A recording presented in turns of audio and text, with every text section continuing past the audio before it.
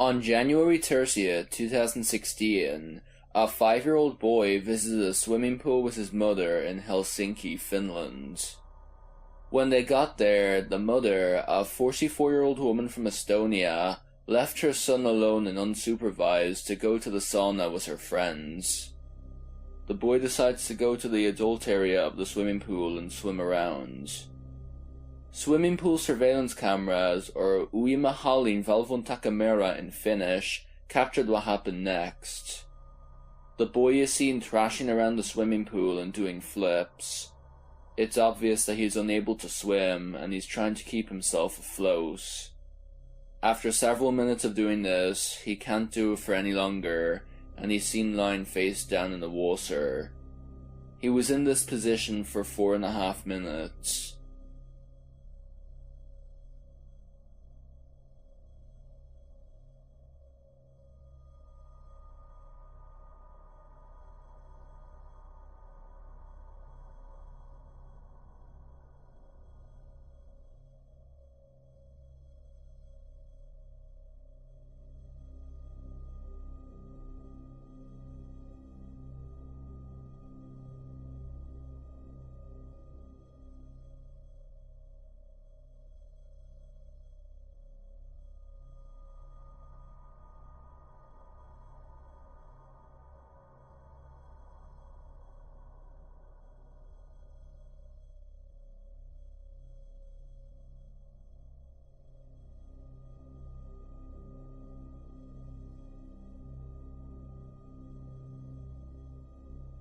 As can be seen in the video, many people pass by the boy and make no attempts to help him due to them being unaware of what was going on. At one point, a man spots the drowning child, but decides to ignore the situation.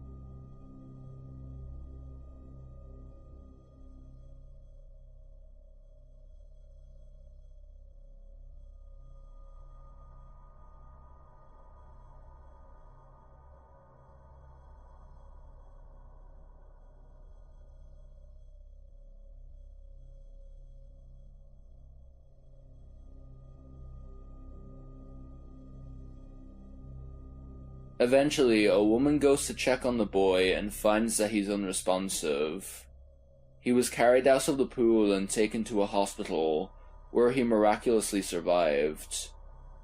The mother had apparently told her son not to go into the swimming pool, but it's obviously clear she shouldn't have left her son alone in the first place. She was convicted by the Helsinki District Court and received a 4-month prison sentence. She was also ordered to pay €1,500 for compensation.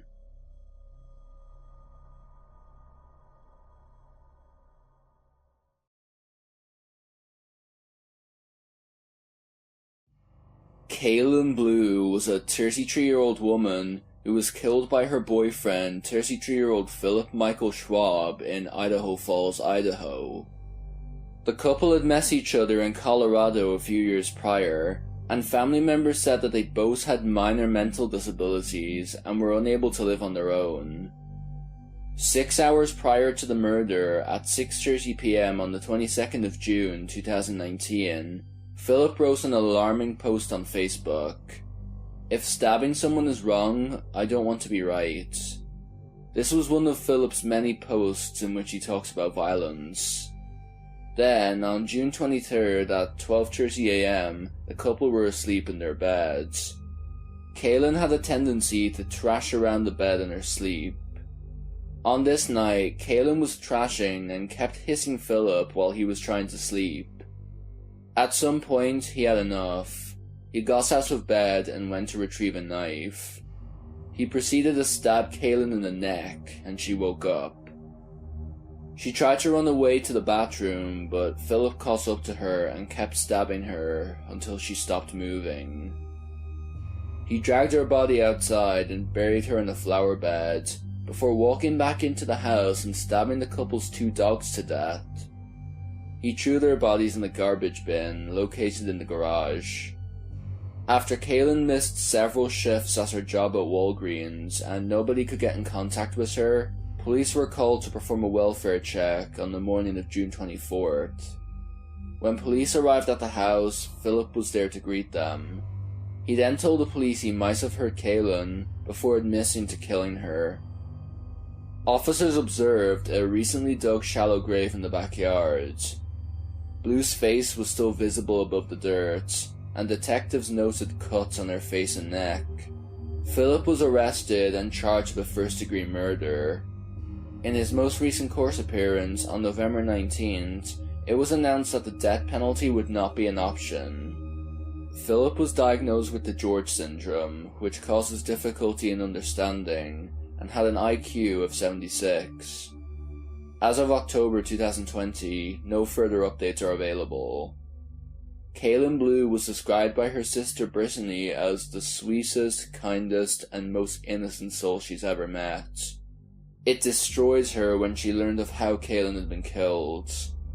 After viewing the video of Philip's first trial, she said, "He can rot in hell. He did horrific things to my poor sister, and I would at least expect for him to look like he was going to cry. But no, there's no emotion in that video. None whatsoever. He didn't seem upset, he just sat there. I don't feel anything for him. He doesn't even feel sorry for what he did. He's been with my sister for 8 years and he doesn't feel one bit sorry for what he did." A link to a GoFundMe page set up by Brittany will be in the description below. It only needs $260 more to reach its goal of $10,000. Kaylynn had been looking forward to celebrating her niece's first birthday later in the summer of 2019. Instead of setting up the party, they had to set up her funeral.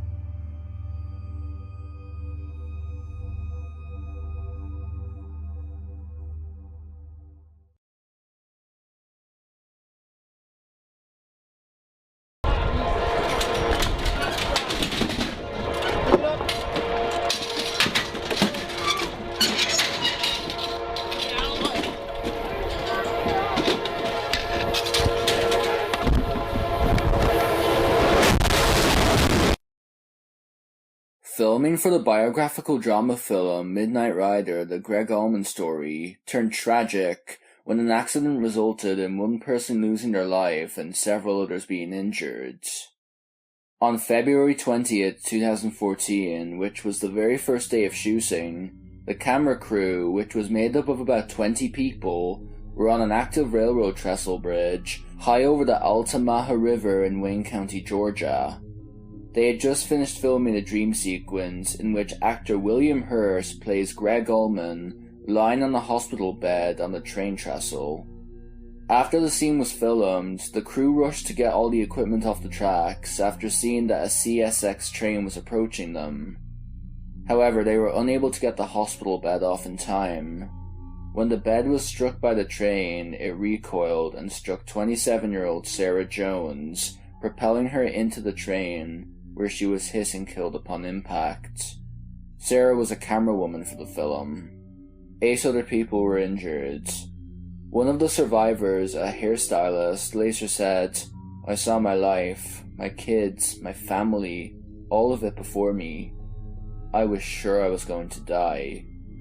The director of the film, Randall Miller, had initially intended to continue with the making of the film, but on February 26, 2014, it was announced that the film would be put on hold due to the injuries in Sarah's death. It was reported that Miller had planned to continue shooting the film in Los Angeles in June 2014, but on April 25, 2014, a personal letter that Greg Allman himself wrote to the crew was released to the press. In the letter, he urged them to stop the production. "Your desires as a filmmaker should not outweigh your obligations as a human being. I am asking you to do the right thing and to set aside your attempts to resume the production, as a respect for Sarah, her family, and the loss all of us feel so deeply." On July 3, 2014, Miller, Jody Savin, who co-wrote the screenplay with Miller, and Jay Sedrish, the executive producer, were all charged with involuntary manslaughter and criminal trespassing, as they didn't even have permission to use the railroad trestle that day. On March 9, 2015, Miller was sentenced to 10 years in prison, with 1 year to serve and 9 years of probation. Savin and Sedrish were each sentenced to 10 years of probation. All 3 pled guilty to their charges. On May 21, 2014, Sarah Jones's parents filed a lawsuit against the film's producers and CSX Transportations. They argued that they knew the scene filmed on February 20th was to take place on active railroad tracks without the permission of CSX Transportations, and that they knew of the danger presented by filming under those circumstances. CSX responded by saying that they had repeatedly told the producers that they did not have permission to use their tracks. Jones's attorney said that CSX should have slowed down the train and sent an investigator to the scene, as it was reported that employees of 2 previous CSX trains had seen the crew using the tracks. In July of 2017, the Jones family were awarded $11.2 million by the jury. Sarah Jones was a native of West Columbia, South Carolina, and lived in Atlanta, Georgia. She had graduated from Brooklyn Case High School and the College of Charleston, with a major in media communications and a minor in film studies. She was also a respected member of the International Cinematographers Guild. A non-profit organization called Safety for Sarah can be found in the description below.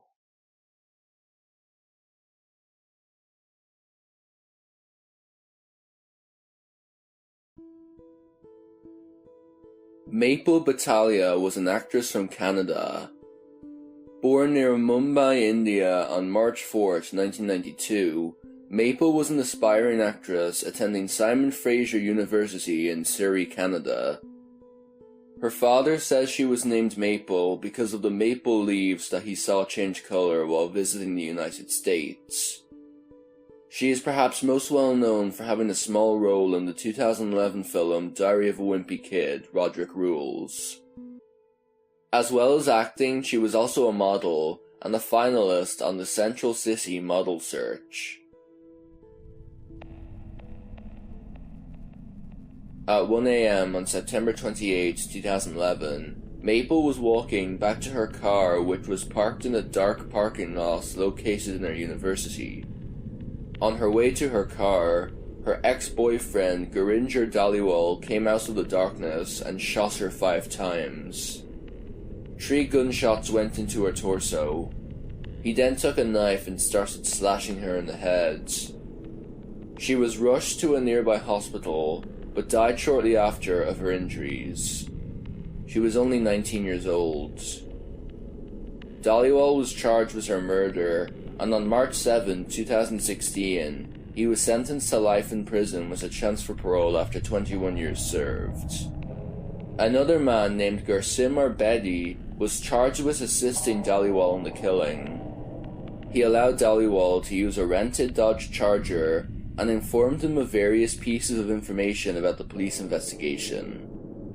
He was sentenced in May 2016 to 22 months in prison, which was later reduced to 18 months after reducing time he had already served. During the trial, Maple's mother Hakarat said regarding the death of her daughter, "We're left with nothing. We've lost our angel, and she's not going to come back."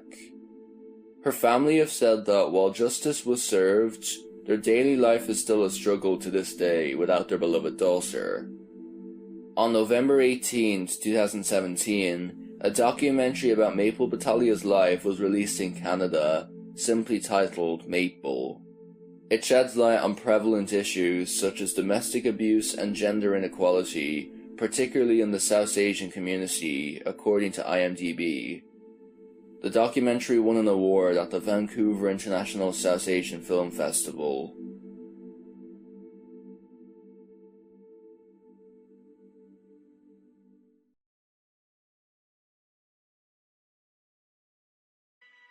In Bolton, a town located in the Greater Manchester area of northwest England, on May 20th of this year, witnesses recalled seeing a group of teenagers throwing bricks and rocks into the Manchester Canal. However, their seemingly harmless decision would prove to have devastating effects. A mother swan had made a nest at the canal that contained 6 eggs. Some of the bricks and rocks the teens had thrown into the canal broke 3 of the eggs, killing 3 of the swan's unborn babies. Wildlife activists noticed that over the coming weeks, 2 of the eggs had been lost, leaving only 1 surviving egg. The swan also began to get harassed by other ducks and even a dog since her babies were killed. Then, on June 18, 2020, this already sad story turned even more tragic. The mother swan was found slumped over in its nest by wildlife activists. It had died of a broken heart, due to her babies being killed, and also because her husband had left her 2 weeks prior. According to the Swan Sanctuary, if a mate disappears or is killed, the surviving mate will go through a grieving process like humans do, and then either remain where it is, find a new stretch of water to live, or fly off and join a flock. It's also been known for swans to die of a broken heart if they lose their partners, as swans generally mate for life. Anyone with any information about this is asked to contact the RSPCA's appeals line at 0300 123 8018. This poor swan went through so much pain within the short span of a month, and I hope that wherever it is now, it's been reunited with her baby cygnets.